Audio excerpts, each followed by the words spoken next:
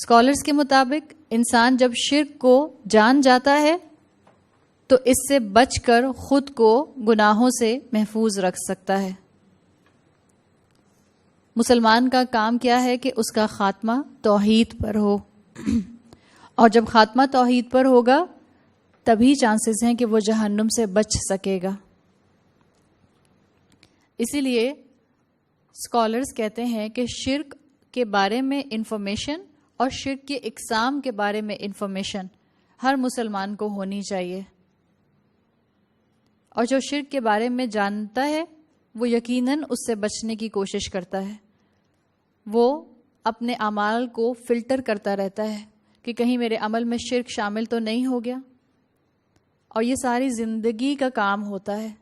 آپ بھی یہ پریکٹس کوئی سال میں ایک دفعہ نہیں کرتے ہوں گے.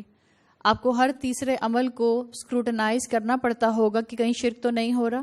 بالکل جیسے ڈاکٹرز ہوں یا سائنٹسٹ ہوں، وہ اپنی پوری زندگیاں مختلف ریسرچ کرنے میں، مختلف بیماریوں کے بارے میں جاننے میں، اپنی رپورٹس بنانے میں، ان کی اسٹڈی میں گزار دیتے ہیں.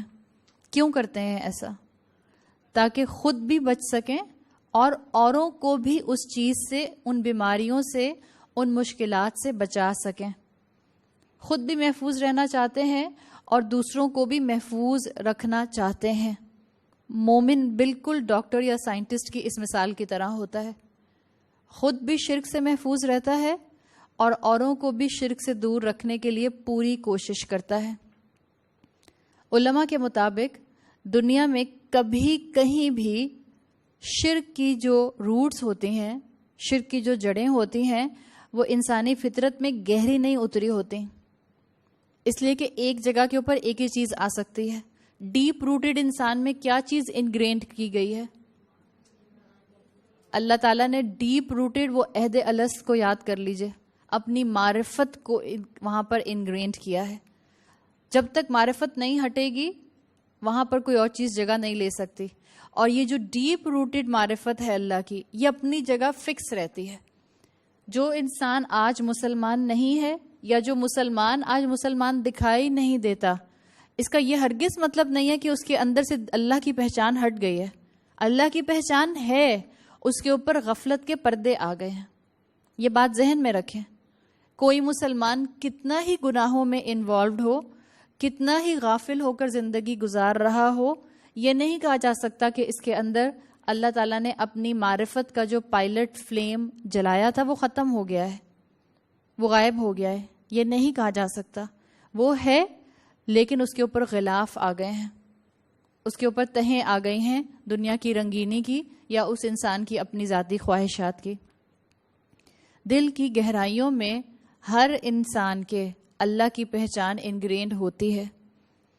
اور اگر آپ مشرکین عرب کو ذرا دیکھیں تو مشرکین عرب کون تھے؟ اصل میں کس دین پر رہنے والے لوگ تھے؟ دین ابراہیمی کے اوپر رہنے والے لوگ تھے. ڈسٹورشن آیا تھا ان کے اندر، غفلت کے پردے ان کے اوپر آ گئے تھے.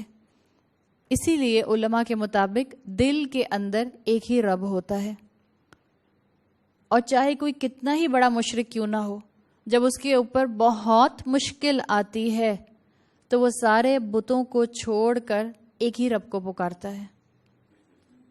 اس کو ضرورت ہوتی ہے کہ وہ اپنے دل کی سطح کو تھوڑا سا کھرچے وہاں سے، اور اللہ کی محبت اندر سے نکل آئے. اور یہ مشکلات ہوتی ہیں، آزمائشیں ہوتی ہیں جو اوپر کا کرسٹ دل کے غلاف پھاڑنے میں مددگار ثابت ہوتی ہیں. اور اس کی گواہی میں آپ کو اور مجھے تاریخ کے کئی واقعات ملتے ہیں کہ بڑے بڑے مشرکین نے بھی مشکل کے وقت اپنے بتوں کو چھوڑ کر ایک اللہ کو پکارا. اس کی گواہی میں آپ کو تاریخ کے واقعات ملتے ہیں. مثال کے طور پہ ابرہہ نے جب حملہ کیا تھا تو اس موقع پر تاریخ میں آتا ہے کہ قریش کا بچہ یہ جانتا تھا کہ اس مصیبت کو، اس بلا کو ان کے بت نہیں ٹال سکتے. ان کے دلوں میں یہ بات راسخ تھی، ان کو یقین تھا اس بات کا.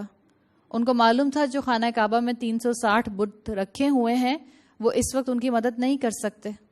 صرف ایک اللہ ہے جو اوپر ہے، وہ ان کی مدد کر سکتا ہے. جس کا یہ گھر ہے وہی ان کے لیے حفاظت کا سامان کر سکتا ہے.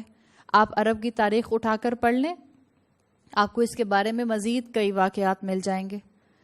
اس لیے کہ ڈیپ روٹڈ کیا چیز تھی؟ شرک یا توحید؟ توحید تھی ڈیپ روٹڈ.